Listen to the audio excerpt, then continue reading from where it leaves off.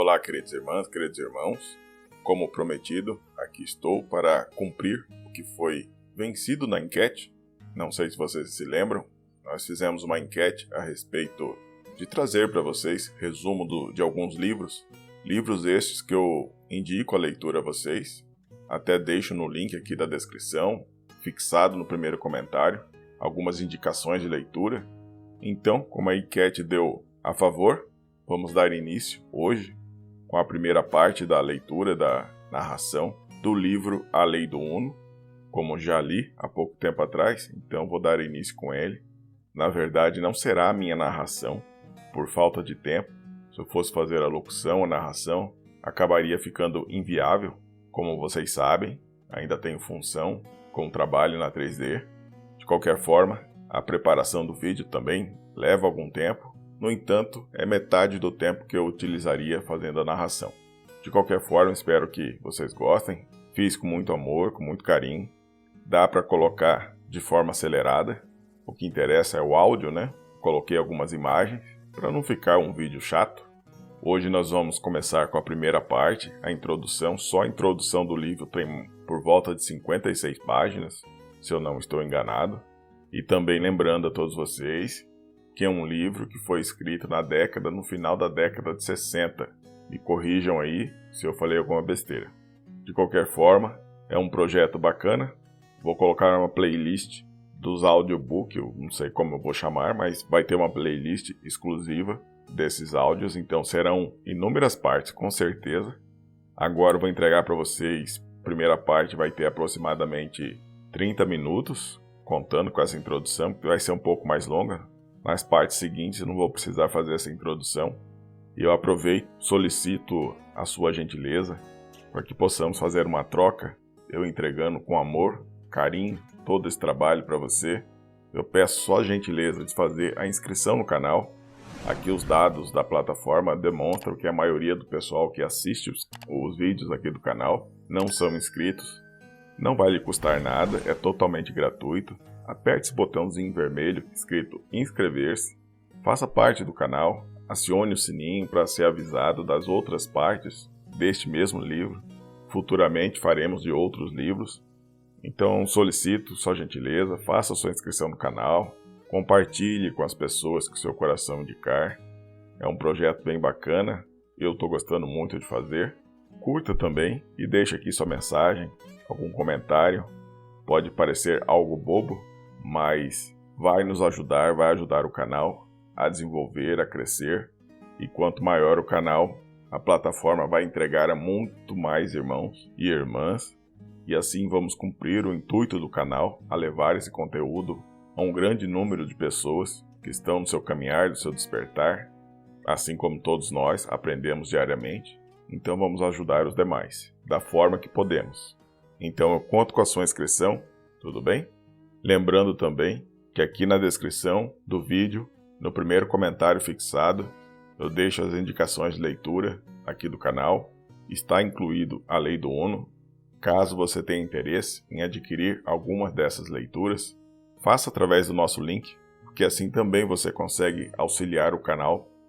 Assim, antes que eu me esqueça, também estamos deixando disponível um curso referente à terapia holística em diversas áreas dentro da terapia holística. Convido a você a acessar e conhecer os diversos cursos que tem lá dentro da plataforma.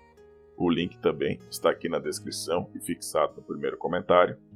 Então, sem mais falatório, vamos dar início à nossa primeira parte do livro A Lei do Uno. Confesso que estou bastante ansioso para ver a recepção de vocês, pois é com grande carinho que realmente entrego esta primeira parte. Com vocês, A Lei do Uno.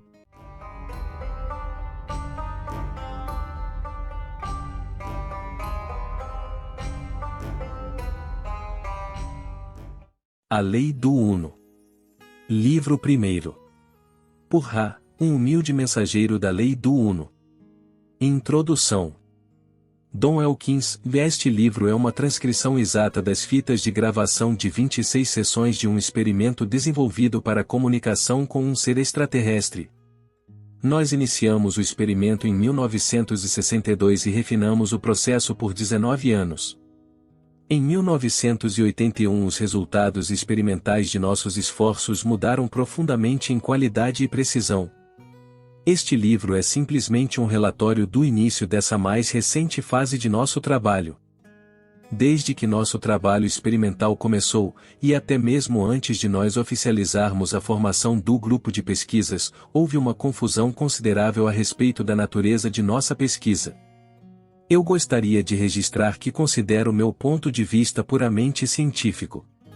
Muitos leitores deste material usaram como base para sua avaliação uma postura filosófica pré-concebida que varia desde o que eu chamaria de objetividade científica até subjetivamente teológica.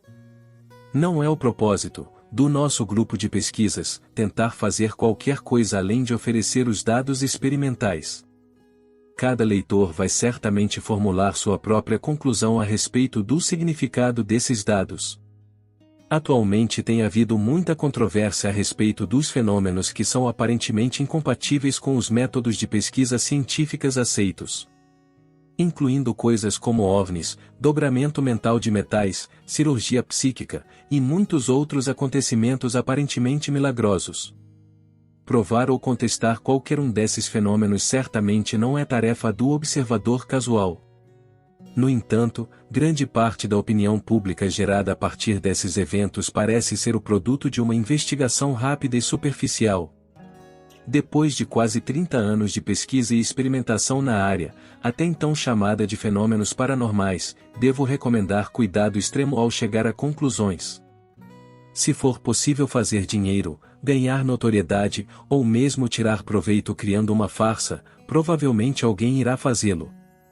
Consequentemente, fenômenos paranormais ou psíquicos tornam-se os principais alvos de trapaceiros, e o pesquisador cuidadoso geralmente tem de lidar com uma imensa quantidade de falsas informações ou até que possa chegar a uma possível verdade.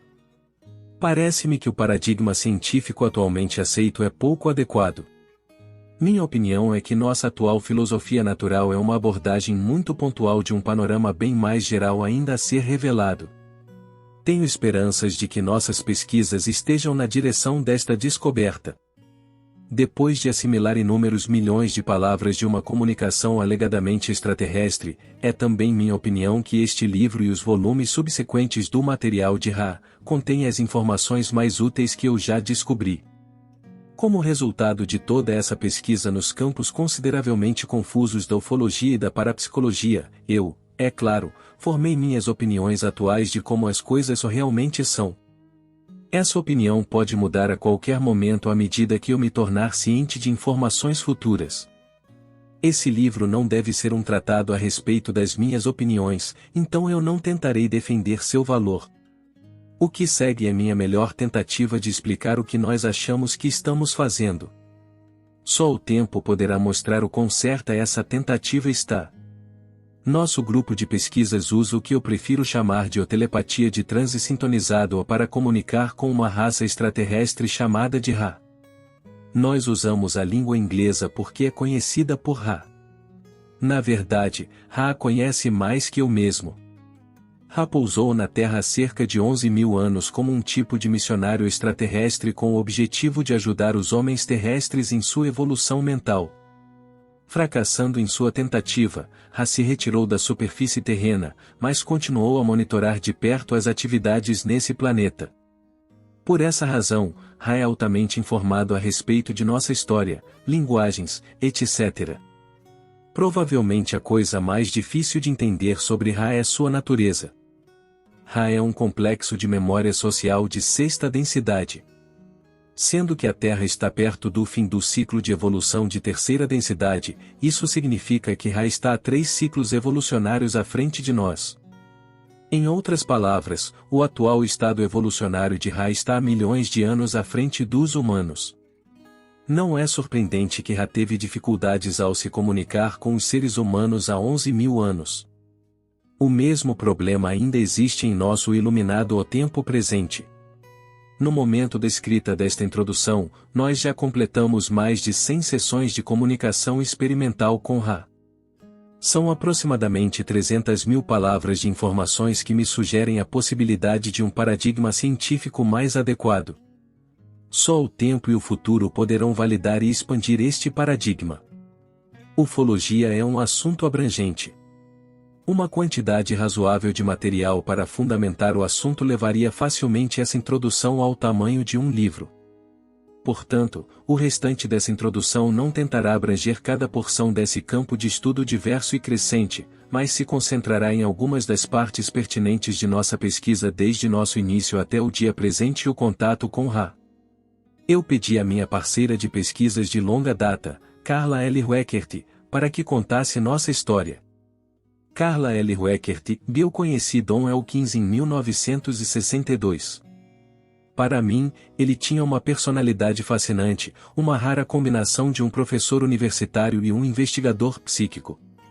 Ele havia realizado bem mais de 200 regressões hipnóticas, sondando experiências anteriores ao nascimento e investigando a possibilidade de que a reencarnação pode não ser apenas possível, mas como as coisas realmente são. Em 1962, eu me integrei a um experimento que Don havia criado para iniciar a testar a hipótese que ele havia desenvolvido com a ajuda de Harold Price, um engenheiro da Ford Motor Company. Price apresentou a Don algumas informações que Don achou bem interessante. Sua origem era alegadamente extraterrestre. Seu conteúdo era amplamente metafísico e parecia estar alinhado com tudo que Don havia aprendido até aquele ponto. Dentro deste material, instruções foram dadas para criar os meios necessários para gerar mais conteúdo a partir da mesma fonte sem a necessidade de um contato físico direto com extraterrestres. A hipótese de Don era que este fenômeno pode ser reproduzido, e então, ele convidou uma dúzia de seus estudantes de engenharia para participar de um experimento com o objetivo de alcançar um tipo de contato telepático com uma fonte similar à do grupo de Detroit. Eu fui o 13º membro, ficando interessada no projeto através de um amigo. Naqueles dias de tentativas de contato, com Don tentando incansavelmente manter a situação sob controle, meses se passaram com o que pareciam ser incríveis, porém enigmáticos resultados. Enquanto nos sentávamos ou meditando, conforme as instruções, todos no grupo exceto eu, começaram a fazer barulhos estranhos com suas bocas. Da minha parte, minha principal dificuldade ao longo daqueles primeiros 6 meses era manter uma cara limpa e não rir enquanto as sessões gradualmente se tornavam uma sinfonia estridente de barulhos guturais, goladas e estalos de língua. A natureza do experimento mudou drasticamente quando o grupo foi visitado por um contatado de Detroit. O contatado se sentou com o grupo e quase imediatamente foi contatado aparentemente por uma impressão telepática dizendo: "Por que vocês não falam os pensamentos que estão em suas mentes? Nós estamos tentando usar vocês como instrumentos de comunicação, mas vocês todos estão bloqueados pelo medo de que não falarão as palavras apropriadas." Através deste instrumento, Walter Rogers de Detroit, Michigan, o grupo foi instruído a se conter nas análises, para falar os pensamentos e analisar a comunicação apenas após ela ter sido concluída. Depois daquela noite não havia se passado um mês para que metade do grupo começasse a produzir informação. Quando havia se passado um ano, todos no grupo, exceto eu, estavam aptos a receber transmissões. O discurso era lento e difícil a princípio porque cada indivíduo queria uma impressão precisa de cada palavra, e, em muitos casos, queria completo controle por medo de cometer um erro na transmissão. De qualquer maneira, esse foi um momento excitante para o grupo original de estudantes que iniciaram esse estranho experimento. Em janeiro de 1970 eu deixei meu cargo de bibliotecário em uma escola particular aqui em Louisville e fui trabalhar para o Don em horário integral. Nesse período ele já estava convencido que o grande mistério do ser poderia ser mais bem investigado através de pesquisas em técnicas para contatar inteligências extraterrestres e estava determinado a intensificar seus esforços nessa área. Durante esse período, Don trabalhou em muitas áreas periféricas da ufologia, sempre tentando montar o quebra-cabeça. Uma das maiores peças do quebra-cabeça para nós era a questão de como os OVNIs podiam se materializar e desmaterializar. O fenômeno aparentemente demonstrava uma física que nós desconhecíamos totalmente, e um ser capaz de usar essa física. Don já havia ido a muitas sessões espíritas antes de eu me juntar a ele em suas pesquisas e já havia bem sistematicamente cortado cada nome de sua lista. Ele estava procurando por uma manifestação de materialização, não uma que ele pudesse provar a alguém, mas uma que pudesse de fato convencê-lo. Era seu pressentimento que as materializações manifestadas em sessões espíritas fossem talvez de natureza similar ou idêntica às materializações de OVNIs. Portanto, sua linha de raciocínio era de que vendo pessoalmente o mecanismo de uma materialização e de uma desmaterialização em uma sessão mediúnica poderia habilitá-lo a teorizar mais precisamente a respeito dos OVNIs. Em 1971, depois de estarmos em inúmeras buscas infrutíferas por materialização mediúnica com Dom, nós fomos a uma sessão mediúnica mantida pelo reverendo James Tingley de Toledo, um ministro da Igreja Espiritualista. Nós fomos ver as demonstrações do reverendo Tingley 4 vezes. Antes da primeira vez, Dom havia casualmente examinado o modesto local onde as sessões eram realizadas pelo reverendo Tingley. Era construído de blocos de concreto, como uma garagem. Não havia nada diferente nem dentro nem fora da construção. Eu não sabia que o Dom estava fazendo isso. Eu simplesmente me sentei e aguardei o início da demonstração. Este último ponto é importante ao se tratar de investigações psíquicas de qualquer tipo. Dom sempre disse que um dos meus atributos, como parceira de pesquisas, é minha ingenuidade. Quase qualquer pessoa pode pregar uma peça em mim porque eu não percebo rapidamente. Eu tenho um jeito de levar as coisas como elas vêm e aceitá-las pelo valor de face e somente depois analisar o ocorrido. Essa ingenuidade é um fator vital para se obter bons resultados na pesquisa paranormal. Um desejo por provas vai inevitavelmente levar a resultados nulos e experimentos adulterados. Uma mente aberta, desejando ser ingênua, leva seu possuidor a um tipo de certeza subjetiva e pessoal que não se equivale à prova por não poder ser sistematicamente reproduzida em outros.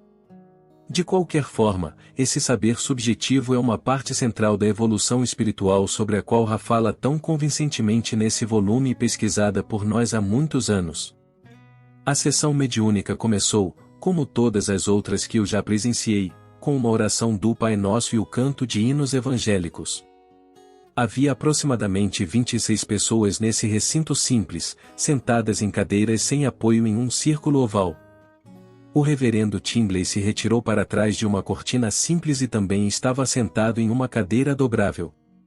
Das ocorrências da primeira sessão, talvez a mais interessante para mim foi a aparição de um aparentemente sólido fantasma, conhecido como o Irmã. Ela queria falar comigo e me agradecer por ajudar Dom. Sendo que eu nunca tive uma amiga próxima que fosse uma freira, eu estava bem intrigada. Só bem mais tarde, quando Dom estava nos levando para casa, que ele refrescou minha memória e eu percebi que sua mãe, que havia morrido antes que eu a conhecesse, era conhecida na família como Irmã. Naquela sessão e na seguinte, quando Dom e eu fomos convidados, nós pudemos ver as figuras fantasmagóricas dos espíritos materializados bem claramente. Eu, com minha visão noturna precária, pude identificar certos traços, mas Dom podia ver até mesmo os fios de cabelo de cada entidade. Durante a segunda sessão um especialmente inspirador mestre apareceu de repente e o recinto ficou bem frio. Ele nos deu uma mensagem inspiradora e então nos disse que iria nos tocar para que nós soubéssemos que ele era real. Ele o fez, com força suficiente para machucar meu braço. Então ele nos disse que iria andar através de nós para que nós soubéssemos que ele não era dessa densidade. Isto ele fez, e certamente foi uma sensação interessante observá-lo durante o feito. Levantando seu braço, ele abençoou todos no recinto, andou de volta através de nós, e se desfez em uma pequena poça no chão. Em 1974, Dom decidiu que era hora de eu me tornar uma estudante mais séria da arte da mediunidade. Ele argumentou que 12 anos de sentar e escutar mensagens inspiradoras eram suficientes, e que era hora de receber alguma responsabilidade para com os sermões cósmicos, como Brad Seigiro chamava, e eu tanto gostava. Nós começamos uma série de encontros diários desenvolvidos para trabalhar intensivamente com sintonização mental. Muitos daqueles que estavam atendendo às nossas meditações nas noites de domingo ouviram sobre as reuniões diárias e também vieram, e dentro de 3 meses nós geramos cerca de uma dúzia de novos receptores telepáticos. Durante o processo dessas meditações intensas nós instituímos nosso intrínseco hábito de deixar o gravador ligado sempre que começávamos uma sessão. Usando parte do corpo maior de materiais que nosso grupo coletou, eu reuni um manuscrito não publicado, Vozes dos Deuses, que sistematicamente oferecia o ponto de vista extraterrestre como gravado por nossas reuniões do grupo. Em 1976, quando Dom e eu começamos a escrever Segredos dos OVNIs, publicado por uma editora privada e distribuído por correio, esse manuscrito não publicado foi de grande ajuda. Durante esse período, uma outra coisa ocorreu que foi sincronística. Dom e eu, que oficializamos nossa parceria como L.L. Rissart em 1970, escrevemos um livro não publicado intitulado A Crucificação de Esmeralda Sweetwater, em 1968. Em 1974, Andrija Puharish publicou um livro com Doubleda intitulado Uri. O livro é a narrativa da investigação do Dr. Puharish sobre Uri Geller e sua comunicação inesperada com inteligências extraterrestres. A forma de contato era bem original no sentido de que algum objeto como um cinzeiro levitaria, indicando que o Dr. Puharish preparasse seu gravador de fitas cassete. O botão do gravador então seria pressionado por uma força invisível e a máquina começaria a gravar. Ao ouvir a fita, uma mensagem de origem extraterrestre estaria presente. Dom estava impressionado com o alto número de correlações entre essas mensagens e nossa própria pesquisa. O livro é fascinante por seus próprios méritos, mas era especialmente fascinante para nós devido ao incrível número de similaridades distintas e convincentes entre os personagens no diário da vida real do trabalho do Dr. Puharish com Uri e os personagens supostamente fictícios em nosso livro. Nós fomos a Nova York para encontrar Andrija depois de telefonar para ele, compartilhando nossa longa pesquisa e comparando notas. Enquanto nosso genial anfitrião saía de sua casa para nos receber, eu parei maravilhada, para olhar a casa. Até a casa na qual ele vivia ao norte da cidade de Nova York era uma cópia exata da casa que sua contraparte fictícia tinha no nosso livro. A similaridade era tanta que eu não pude me conter e perguntei, Andrija, o que aconteceu com suas peonias? Quando eu escrevi sobre sua casa eu vi seu jardim cheio de peonias. Puharish riu. Ah, aquelas. Eu tive que cortá-las 3 anos atrás. Em 1976, nós nos determinamos a tentar desenvolver uma introdução ao espectro inteiro de fenômenos paranormais que estão envolvidos no assim chamado fenômeno dos contatados por inteligências extraterrestres. Este não é um fenômeno simples. Pelo contrário, é compreensível que ele exige entendimento e ciência de vários diferentes campos do conhecimento. Já que o material de Ra é uma consequência direta de nossa pesquisa contínua com entidades ou alegadamente extraterrenas, parece apropriado, então, rever alguns dos conceitos levantados naquele livro de forma que o leitor tenha a introdução adequada para a mentalidade, o que será importante para o entendimento deste trabalho. A primeira coisa a se dizer a respeito do fenômeno OVNI é que ele é extremamente estranho. O pesquisador sério, enquanto ele lê mais e faz mais e mais pesquisas de campo, encontra a si mesmo menos e menos capaz de conversar sobre o fenômeno OVNI de uma forma sensata e ao pé no chão. Bem mais da metade da população dos Estados Unidos já disse, em pesquisas nacionais, que acreditam que OVNIs são reais, e séries de televisão e filmes refletem o interesse difundido nesse assunto. Ainda assim, existem poucos pesquisadores que fingem ser capazes de entender o fenômeno completamente. Dr. J. Allen Hynek chamou essa qualidade da pesquisa de fator de alta estranheza e ligou a quantidade de alta estranheza com a provável validade do caso. Algumas das pessoas que veem OVNIs têm a experiência de estarem incapazes de explicar um período de tempo depois do encontro. O OVNI é visto e então a testemunha continua com sua rotina diária. Em algum ponto, ela repara que um determinado período de tempo foi perdido e não pode ser explicado. Muito frequentemente essas mesmas pessoas relatam um tipo de irritação nos olhos, ou conjuntivite, e algumas vezes problemas de pele. Em casos extremos, a pessoa que perdeu tempo e viu um OVNI vai desenvolver uma mudança na personalidade e acha necessário procurar um psicólogo ou psiquiatra para a consulta.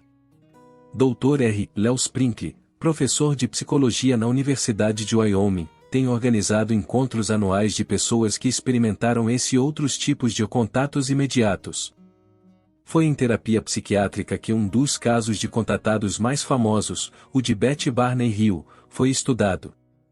Os Hills viram um OVNI e perderam algum tempo, mas conseguiram reduzir a importância desses eventos em suas mentes o suficiente para voltarem às suas vidas diárias. Entretanto, ambos, depois de alguns meses, começaram a experimentar pesadelos e ataques de ansiedade. O psiquiatra procurado por eles usava com frequência a regressão por hipnose como técnica de terapia. Ele trabalhou com cada um dos dois separadamente e achou, para sua surpresa, que, quando solicitados que regressassem à fonte de sua angústia, ambos Sr. e Sra. Hill relataram a história de terem sido trazidos a bordo de um OVNI enquanto dirigiam, submetidos a exames médicos, e levados de volta ao carro. Don e eu, através dos anos, investigamos vários casos interessantes, mas, talvez a descrição de um deles será suficiente para mostrar algumas das mais extraordinárias esquisitices que são relativamente comuns em se tratando do que o Dr. Inek chama de contatos imediatos de terceiro grau. Em janeiro de 1977, cerca de 18 horas depois da experiência com o OVNI de nossa testemunha, nós fomos chamados por um amigo, o hipnoterapeuta Lawrence Allison. Lawrence foi contatado pela mãe da testemunha, que estava extremamente preocupada com seu corpo. Nós marcamos uma visita com a testemunha, um jovem de 19 anos com ensino médio completo, que trabalhava como motorista de caminhão. Ele viu uma nave com cerca de 12 metros de comprimento e 3 metros de altura, que tinha a cor do sol poente, em altitude muito baixa, aproximadamente 30 ou 40 metros. A nave era tão brilhante que machucava seus olhos, ainda assim ele não conseguia tirar os olhos dela. Ele sentiu bastante medo e perdeu toda a sensação de estar dirigindo seu carro. Quando ele estava diretamente abaixo do OVNI, este simplesmente acelerou e desapareceu.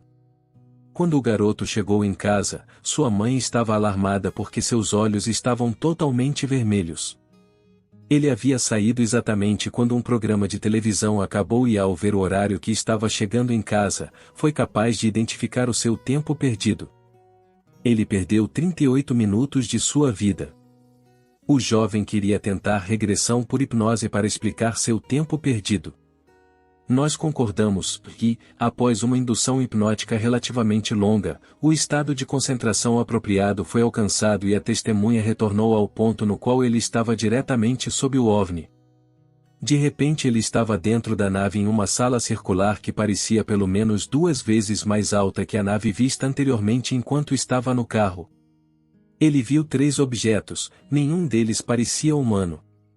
Um era preto, um era vermelho, e um era branco. Todos pareciam como um tipo de máquina. Cada entidade parecia ter uma personalidade, mas nenhuma conversou com o garoto, e ele passou por um tipo de exame físico. Depois do exame ter sido concluído, as máquinas se fundiram em uma e então desapareceram. A nave pulou e balançou por alguns instantes, e então a testemunha estava de volta em seu carro. Se você estiver interessado em ler o relatório completo desse caso, ele foi publicado no Apro Bulletin, na Flying Saucer Review, no International UFO Reporter, e no MUFON UFO News. Um dos aspectos mais familiares dos contatos imediatos é a experiência que nossas testemunhas tiveram de aparentemente entender o que os aliens estavam pensando e sentindo sem que qualquer conversação tenha ocorrido. Comunicação telepática sempre foi objeto de muita experimentação e, apesar de haver muitas pesquisas interessantes, nunca houve nenhum estudo definitivo que provasse uma boa comunicação telepática. Consequentemente, o campo de pesquisa da telepatia definitivamente ainda é periférico na área de pesquisas psíquicas.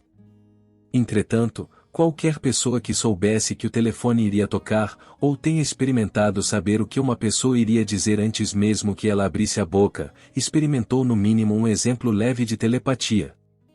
Don declara que experimentos telepáticos entre ele mesmo e Uri Geller foram totalmente bem-sucedidos. Entretanto, já que eles não foram realizados sob um rigoroso controle científico, eles não puderam ser incluídos em nenhum artigo científico ortodoxo. de fato, nossa opinião que o controle rigoroso tem um efeito sufocante no resultado de qualquer experimento desse tipo. L. Research, que, desde 1980, é subsidiária da Rock Creek Research and Development Labs, até hoje mantém reuniões semanais abertas a todos que tenham lido nossos livros. Nós ainda tendemos a inserir a palavra alegadamente ou antes das palavras ou comunicação telepática com extraterrestres ou pois nós bem sabemos que não é possível provar esse conceito básico. Entretanto, o fenômeno certamente existe, milhões de palavras em nossos próprios arquivos e muitos outros milhões de palavras nos arquivos de outros grupos atestam esse fato. Apesar das frustrações mais que ocasionais envolvidas na pesquisa paranormal, o pesquisador sério do fenômeno OVNI precisa ter persistência em sua investigação dos fenômenos relacionados, tais como o dobramento mental de metais. A física discutida por Ra tem a ver com a verdadeira natureza da realidade, expõe a possibilidade de ação à distância como uma função da mente, especificamente da vontade. Uri Geller foi testado em diversos lugares no mundo inteiro, incluindo o Stanford Research Laboratories, e existe uma lista notável de publicações a respeito do resultado destes testes, mais notavelmente The Geller Papers, uma ramificação sobre esse fenômeno de dobramento mental, The Iceland Papers.